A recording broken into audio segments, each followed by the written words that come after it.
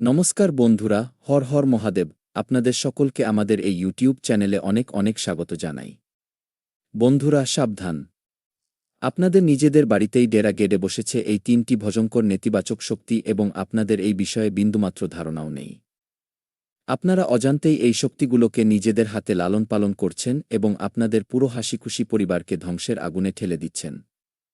যদি সময়মতো আপনারা এই তিনটি শক্তিকে চিনতে না পারেন এবং এদের সংকেতগুলোকে অবহেলা করেন, তবে আপনাদের ভালোমতো জীবন দেখতে দেখতে নরকে পরিণত হবে। আপনাদের ঘরের সুখশান্তি পুরোপুরি নষ্ট হয়ে যাবে এবং আপনারা এক দানার জন্য মুখাপেক্ষী হয়ে পড়বেন।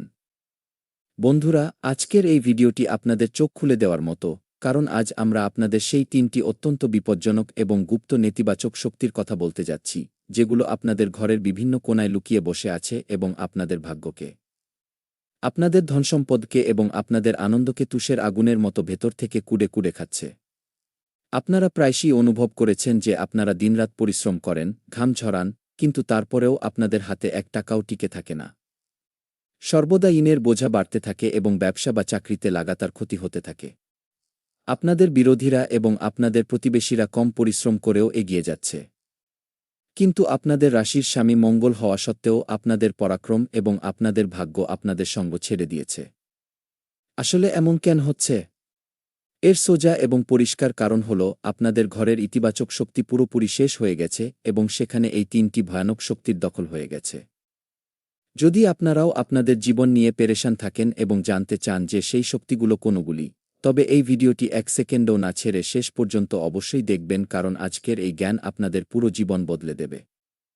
তাহলে চলুন সবার প্রথমে কথা বলা যাক সেই প্রথম নেতিবাচক শক্তিটি সম্পর্কে, যা সোজাসুজি আপনাদের রান্নাঘর অর্থাৎ কিচেনে নিজের আস্তানা গেড়ে বসেছে। বন্ধুরা, রান্নাঘরকে মা অন্নপূর্ণার স্থান বলে মনে করা হয়। কিন্তু যখন আপনাদের ঘরে প্রথম শক্তির প্রবেশ ঘটে, তখন এর সবচেয়ে প্রথম সংকেত আপনাদের রান্নাঘরেই দেখা যায়।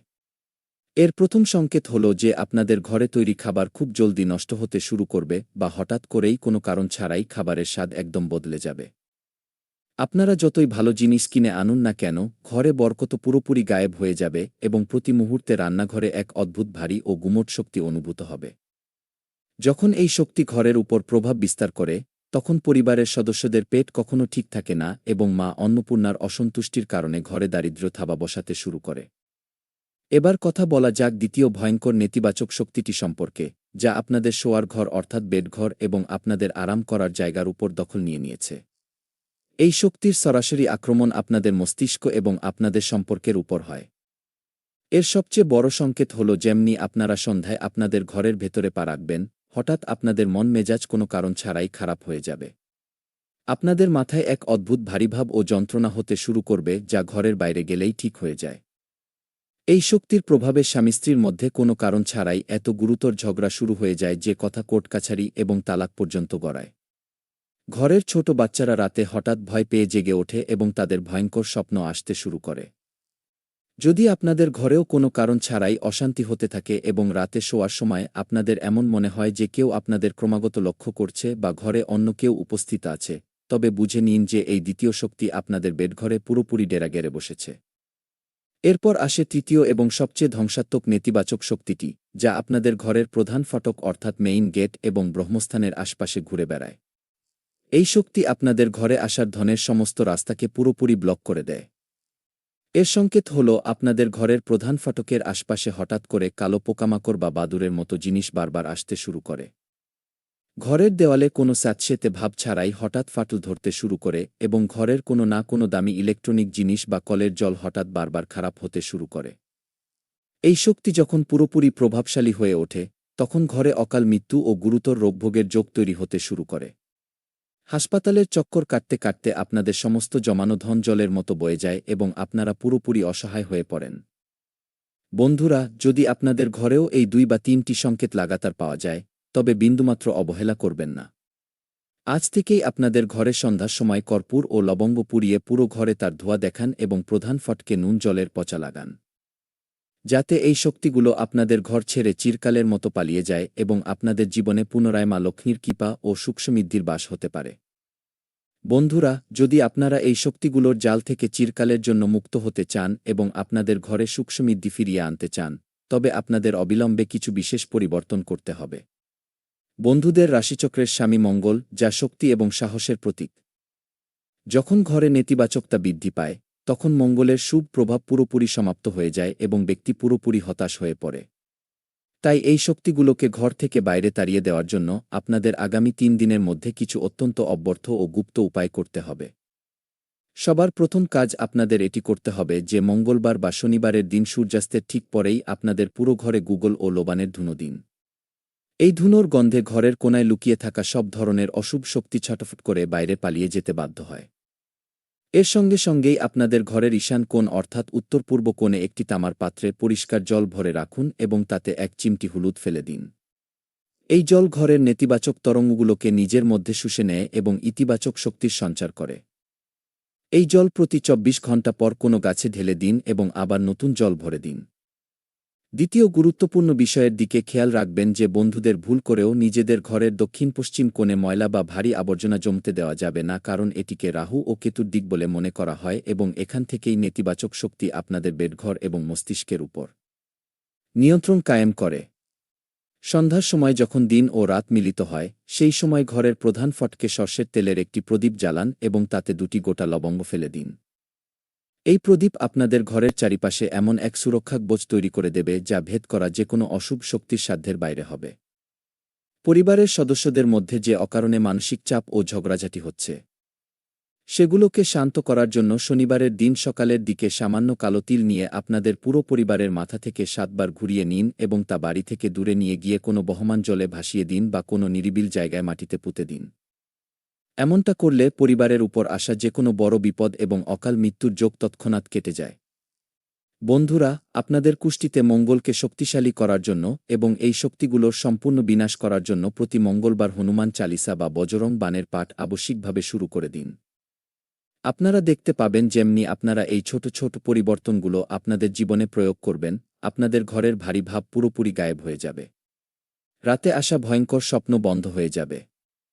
বন্ধ হয়ে যাওয়া ব্যবসা ও চাকরির রাস্তা হঠাৎ খুলতে শুরু করবে এবং মা লক্ষ্মীর কৃপায় আটকে থাকা ধন ফিরে আসতে শুরু করবে।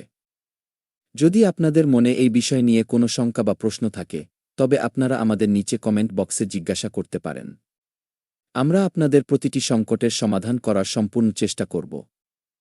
এর সঙ্গে সঙ্গেই বন্ধুদের একটি অত্যন্ত গোপনীয় বিষয়ের কথা সর্বদা মনে রাখতে হবে যে যখনই আপনারা আপনাদের কর্মক্ষেত্র থেকে বা কোনো বাইরের কাজ থেকে রাতে বাড়ি ফিরবেন, তখন সরাসরি আপনাদের বেডঘর বা রান্নাঘরে প্রবেশ করবেন না। বাইরের নেতিবাচক শক্তি প্রায়ই আপনাদের পায়ের মাধ্যমে ঘরের ভেতরে প্রবেশ করে। তাই বাড়িতে ঢোকার সঙ্গেই সবার প্রথমে নিজেদের হাত পা ভালো করে ধুয়ে নিন এবং তারপরেই ঘরের অন্যান্য জিনিস স্পর্শ করবেন।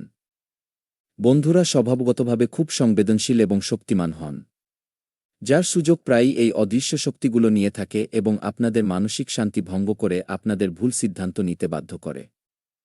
যদি গত কিছু সময় ধরে আপনাদের তৈরি হওয়া কাজ শেষ মুহূর্তে বিগড়ে যাচ্ছে বা টাকার অভাবের কারণে ঘরে প্রতি মুহূর্তে বিষাদের পরিবেশ বজায় থাকে, তবে বুঝে নিন যে আপনাদের ঘরের বাস্তুদোষ এই শক্তিগুলোকে আরও বেশি বল যোগাচ্ছে। এটি ঠিক করার জন্য আগামী শুক্রবারের দিন আপনাদের ঘরের প্রধান ফটকে ভেতরের দিকে সিঁদুর দিয়ে একটি বড় স্বস্তিকা চিহ্ন বানান। এই স্বস্তিকা আপনাদের ঘরে কেবল ইতিবাচক এবং শুভ শক্তিকেই প্রবেশ করতে দেবে এবং সব ধরনের কুদৃষ্টিকে সেখানেই আটকে দেবে। এছাড়া আপনাদের শোয়ার ঘরে একটি কাচের বাটিতে সামান্য নুন ভরে কোনো কোণে রেখে দিন এবং প্রতি ১৫ দিন পর এই নুন পরিবর্তন করতে থাকুন। এই উপায় আপনাদের বেডঘরে উপস্থিত সব ধরনের মানসিক অশান্তি এবং বৈবাহিক কলহ চিরকালের জন্য সমাপ্ত করে দেবে। বন্ধুরা মনে রাখবেন যে আপনাদের রাশির সরাসরি সম্পর্ক সাহস এবং বিজয়ের সঙ্গে। তাই এই শক্তিগুলো থেকে ভয় পাওয়ার বিন্দুমাত্র প্রয়োজন নেই। বরং সঠিক নিয়ম ও উপায়ের পালন করে এদের আপনাদের জীবন থেকে চিরকালের জন্য দূরে তাড়িয়ে দিতে হবে। যেমনি আপনারা এই উপায়গুলো সম্পূর্ণ ভক্তি সহকারে করবেন, আপনাদের ঘরে সুখের পরিবেশ ফিরে আসবে, রোগব্যাধি দূর হবে এবং আপনাদের আটকে থাকা উন্নতি আবার গতি ফিরে পাবে। এছাড়া বন্ধুদের নিজেদের ঘরের পুজোর স্থানটিকে নিয়েও একটি খুব বড় সতর্কতা অবলম্বন করতে হবে, কারণ অনেক সময় আমরা অজান্তেই পুজোর ঘরেই এমন কিছু ভুল করে ফেলি যার ফলে এই নেতিবাচক শক্তিগুলো আরও বেশি শক্তিশালী হয়ে ওঠে। যদি আপনাদের পুজোর ঘরে একই দেবীদেবতার ২টি মূর্তি সামনাসামনি রাখা থাকে বা সেখানে কোনো ভাঙা মূর্তি বা শুকনো মালা বহু সময় ধরে পড়ে থাকে, তবে আজই তা সম্মান সরিয়ে ফেলুন। বন্ধুদের জন্য ঘরের মন্দির সর্বদা পরিষ্কার পরিচ্ছন্ন এবং গোছানো থাকা অত্যন্ত জরুরি, কারণ এখান থেকেই আপনাদের জীবনের পুরো ইতিবাচক শক্তি চালিত হয়। যখন আপনারা আপনাদের মন্দিরকে দোষমুক্ত করে নেবেন, তখন আপনাদের ঘরে হনুমানজির কৃপার এমন এক সুরক্ষা কবচ তৈরি হবে যার সামনে কোনো নেতিবাচক শক্তি টিকতে পারবে না।